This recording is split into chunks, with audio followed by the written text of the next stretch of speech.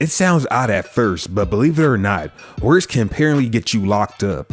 Well, in the case of big mouth rappers, their catchy lyrics sometimes expose guilt or tell stupid stuff that puts them in trouble.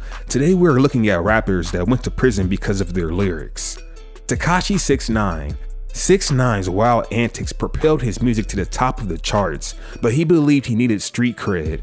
His attempts to avoid one of hip-hop's faux pas, posing, landed him in another, snitching. In doing so, he had to confirm what many had already suspected: nothing about his persona or lyrics was genuine, highlighting the gap between hip-hop's music optics and reality. 6ix9ine claimed he was never initiated into the gang, but that he had an agreement to keep making hits and giving financial support in exchange for his career, credibility, protection, all of the above, according to independent journalist Matthew Russell Lee on Twitter. One of music's latest sympathetic characters, Brooklyn rapper Tekashi 6ix9ine, took the stand in a New York district court to testify against alleged gang members of the 9 Trey Gangsta Bloods, the gang with which he was allegedly affiliated with. The rapper, whose real name is Daniel Hernandez, became a star witness, pointing out gang members who appeared in his music videos, explaining gang signs, and outlining 9 Treys and its alleged leaders' hierarchy. Prosecutors questioned him about the lyrics to his hit song Gunmo, specifically whether they contain any threats against competitors. "It's a song towards like somebody who I didn't get along with," the rapper said.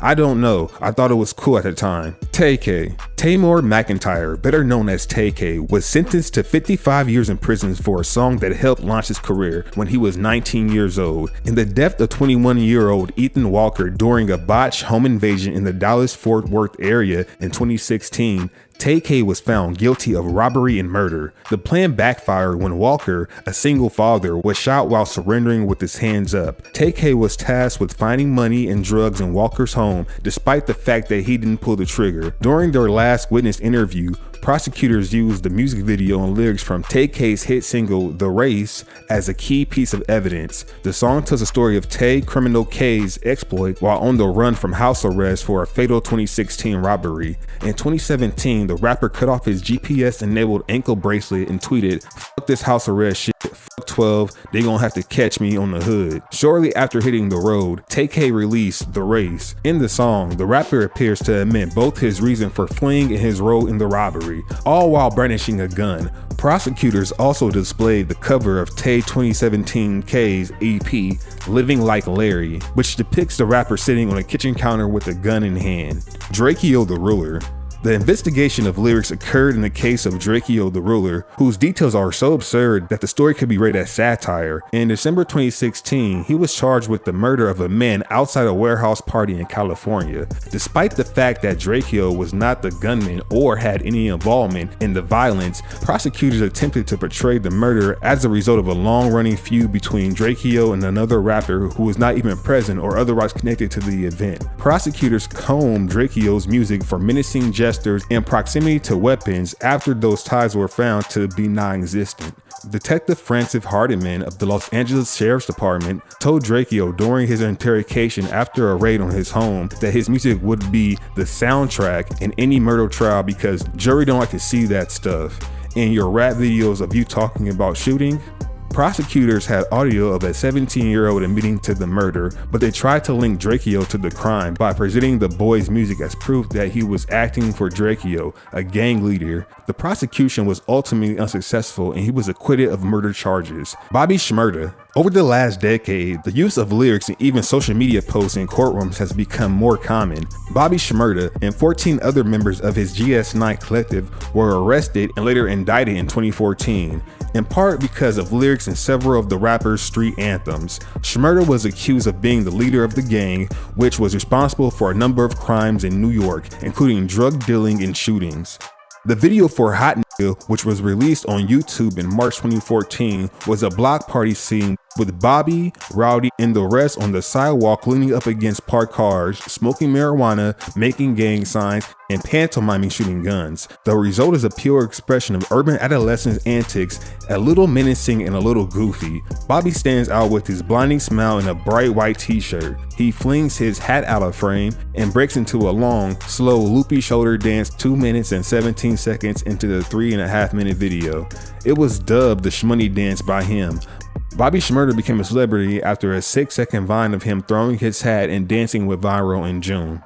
Hot includes the now iconic line, "Mitch caught a body about a week ago," which refers to an attempted murder allegedly committed by Shmurda's real-life GS9 accomplice, Deshaun Mitch Crockett, prior to the song's release. Despite Shmurda's claims that GS9 was nothing more than a group of his childhood friends, he eventually pleaded guilty to weapons possession and conspiracy. Bobby was released on February 2021 after serving 6 years in prison. YNW Melly. The hit single "Murder on My Mind" by YNW Melly was also used as evidence in his double murder case, in which the rapper is accused of murdering 2 of his close friends. However, the legality of using song lyrics as evidence is still up in the air.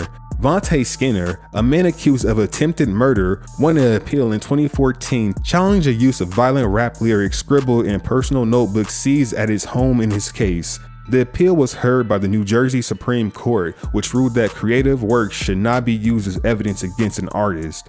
The justices wrote in their decision that one would not presume that Bob Marley, who wrote the well-known song "I Shot the Sheriff," actually shot a sheriff, or that Edgar Allan Poe buried a man beneath his floorboards as depicted in his short story "The Telltale Heart," simply because of their respective artistic endeavor on those subjects.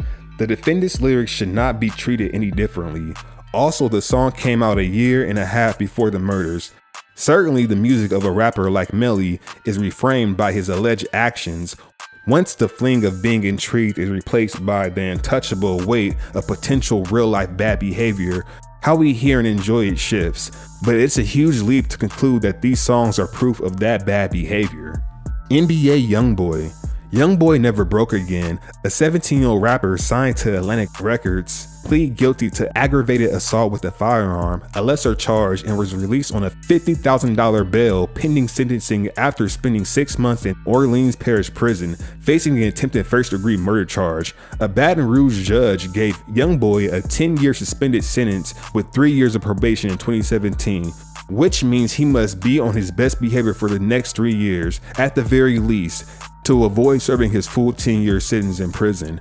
YoungBoy detailed his interaction with the judge during the sentencing hearing in an excellent cover interview with the Fader, including an exchange that can't be described as shocking, but is nonetheless disturbing and upsetting. "She tried to make it seem like my music is making people die," he says while the water runs. "That's exactly what she said to me in court."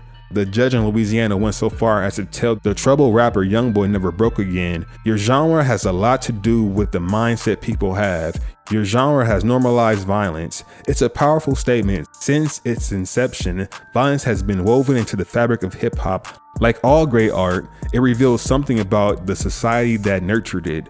Hip hop has long been chastised by politicians, talk show hosts, and newspaper columnists who love to blame the culture and art form for gun violence, sexist and misogynistic behavior, and drug abuse.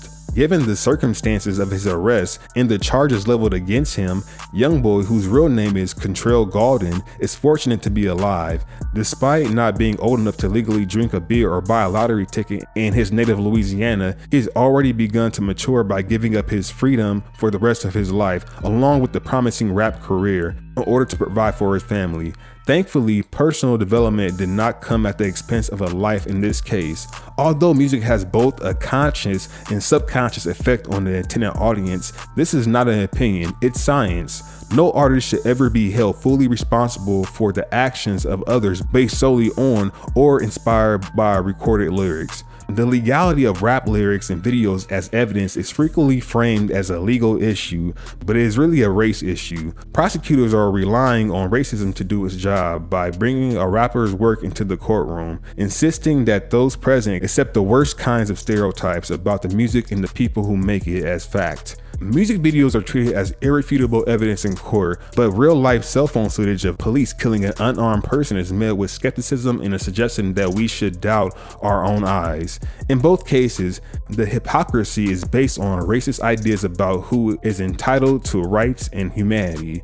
Nonetheless, because of the difficulty of convincing police and prosecutors that the evidence is inherently unreliable, because of the law that does not give judges the authority to ban the evidence, since. The practice of indicting rappers based on lyrics and imagery has been allowed to continue. Apart from being illegal in a court of law, misappropriating hip-hop in this way necessitates an intellectually dishonest reading of what art is and the function it serves for both creator and audience on the part of the prosecutors, judge, and jury.